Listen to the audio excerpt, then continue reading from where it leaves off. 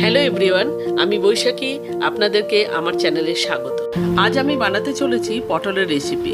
তার জন্য এখানে গোটা গোটা পটল নিয়ে নিয়েছি, তাই আর দেরি না করে রান্নাটা শুরু করা যাক। কড়াই তেল দিয়ে দিয়েছি, তেলটা গরম হয়ে গেছে। এরপর টুকরো পটলগুলোকে তেলে ছেড়ে দিলাম। গোটা পটলগুলোকে আমি টুকরো করে কেটে ভালোভাবে ধুয়ে নিয়েছি। এরপর 1 চামচ হলুদ আর পরিমাণ মতো নুন দিয়ে নাড়াচাড়া করে ঢাকা চাপা দিয়ে দিলাম।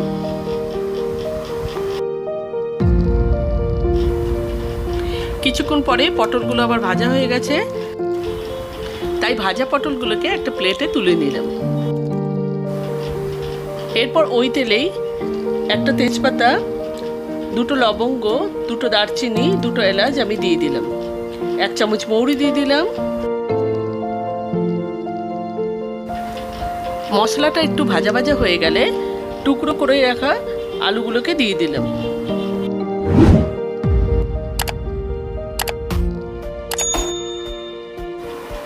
এরপর 1 চামচ হলুদ আর স্বাদ মতো নুন দিয়ে আমি ঢাকা চাপা দিয়ে দিলাম।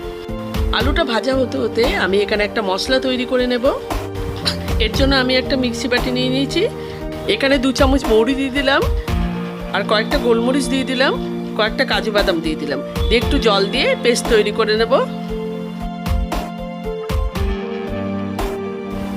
দেখুন বন্ধুরা, পেস্টটা আবার রেডি হয়ে গেছে। এরপর ঢাকা খুলে আলুটা আমার ভাজা হয়ে গেছে, যে পেস্টটা তৈরি করেছিলাম সেটা দিয়ে দিলাম। এরপর 1 চামচ লঙ্কা গুঁড়ো দিয়ে দিলাম, 1 চামচ চিনি দিয়ে দিলাম, ভাজা পটলগুলো সেটাও দিয়ে দিলাম।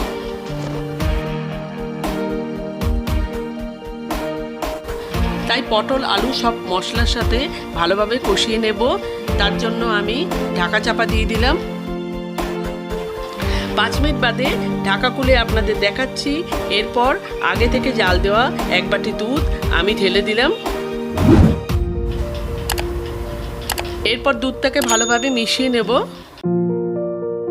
5 থেকে 7 মিনিট ফুটতে দেব, তাই ঢাকা চাপা দিয়ে দিলাম। রান্নাটা আমার রেডি হয়ে গেছে। নামানোর আগে আমি 1 চামচ ঘি দিয়ে দিলাম। দেখুন বন্ধুরা, রান্নাটা আমার দেখতে কেমন লাগছে। বাজারে এখন কুচি কুচি পটল পাওয়া যাচ্ছে, তাই পটলের এই রেসিপিটা অবশ্যই বাড়িতে বানাবেন আর আমাকে কমেন্ট করে অবশ্যই জানাবেন। আমার ভিডিও দেখে যদি আপনারা উপকৃত হন, তাহলে চ্যানেলটাকে করে দেবেন সাবস্ক্রাইব আর একটা লাইক করে দেবেন। Till then, take care, bye by.